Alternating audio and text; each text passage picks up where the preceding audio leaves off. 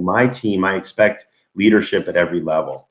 And so what I would encourage the recruiters on this call, look, I've worked for incredibly enlightened leaders. I've worked for some leaders that, maybe weren't quite so enlightened. And they all, look, they all, everyone brings their challenges to work. They do.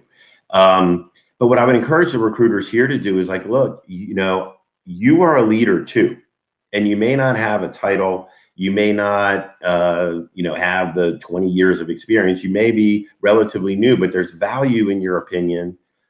You are, your opinion is just as important as anyone else's. And especially if you're in the front lines, working with a hiring manager, working with a candidate, there's actually nobody better to ask, like, what do you think? How would you suggest that we proceed here? And so if you're in an organization where you're not seeing that level of support, I mean, ultimately at some point you might have to maybe find a different organization.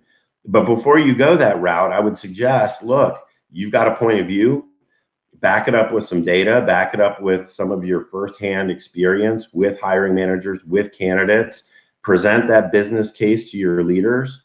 You can move the dial too. And so I would encourage folks here to use their voice.